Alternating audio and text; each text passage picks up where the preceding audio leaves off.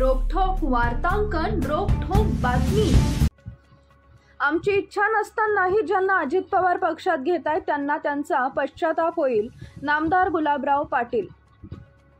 आमची इच्छा नसतानाही अजित पवार ज्यांना पक्षात घेतायत याबाबत त्यांना पुढे पश्चाताप होईल, अशा शब्दांमध्ये पालकमंत्री गुलाबराव पाटील यांनी टीका करत नाराजी व्यक्त केली आहे। जळगावचे माजी पालकमंत्री गुलाबराव देवकर व माजी मंत्री सतीश अण्णा पाटील हे अजित पवारांच्या राष्ट्रवादी पक्षामध्ये प्रवेश करत आहेत। त्याबाबत आज मंत्री गुलाबराव पाटील यांनी वक्तव्य केलंय।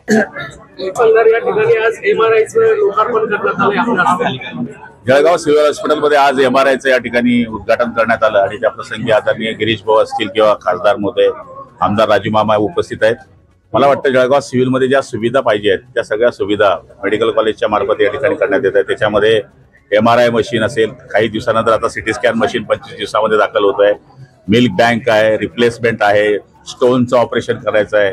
या सगळ्या सुविधा मला तरी असं वाटतं उत्तर महाराष्ट्रामध्ये जळगावमध्ये जे आहेत त्या कुठेच नसतील अशा पद्धतीचं आमचं हॉस्पिटल या ठिकाणी तयार झालेलं आहे।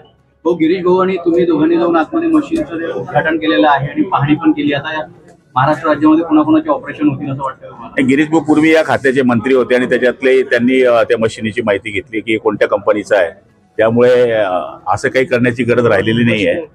कोणाचंच ऑपरेशन करण्याची गरज नाही, आपले आप ते पेशंट आमच्याकडे येत आहेत। पण जळगाव जिल्ह्यात एक ऑपरेशन होते की सगळे शरद पवार गटातले जे विरोधक होते विधानसभेत लोकसभेत प्रचंड टीका आपल्या महायुतीवर केली होती, सगळी आता आज हे बघा, तसं म्हणायला घेतलं तर ज्या लोकांची आमच्या विरुद्ध कॉन्टेस्ट केलं त्या लोकांना पक्षामध्ये घेणं माझ्या मतीप्रमाणे हे उचित नाहीये। पण आता शेवटी ज्याची त्याची बाजू आहे, पण काही लोक जे येत आहेत ते फक्त पक्ष वाढवण्याकरता येत नाहीये, तर त्यांनी केलेली जी घाण आहे ती घाण दाबण्याकरता येत आहेत आणि काही दिवसानंतर त्यांच्या लक्षामध्ये येईल की आपण यांना घेतल्यानंतर पश्चाताप झाला की फायदा झाला। हो, अजितदादा पवार झालो पाहिजे होतील ना, वाट बघा। पण असंही म्हटलं जातं की एका वेळेस छगन भुजबळ हे मुख्यमंत्री होऊ शकतील पण अजितदादा नाही, असं संजय राऊत म्हणतात।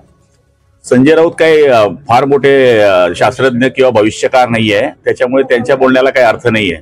ते पुढे खासदार होतील की नाही हे त्यांनी पहिले आपलं भविष्य तपासावं। पहलगाम सारखा हल्ला झाला असताना मोदी 9-9 तास सेलिब्रिटींसोबत मुंबईत येऊन चर्चा करतात, अशी त्यांनी टीका केलेली आहे संजय राऊत। जे पंतप्रधान अर्धा दौरा सोडून येतात ते का ते बोलत नाही, हेच का बोलतायत?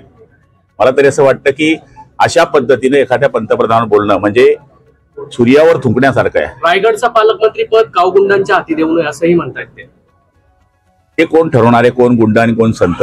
हे ईडी मध्ये गेलेला माणूस हा गावगुंड ठरवणार आहे काय?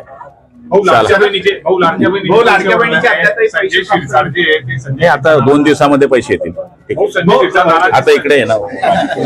महाराष्ट्रातील महत्त्वाच्या आणि ताज्या बातम्या पाहण्यासाठी आमच्या जय हो न्यूज चॅनलला सबस्क्राईब करा आणि बेल आयकॉन प्रेस करा।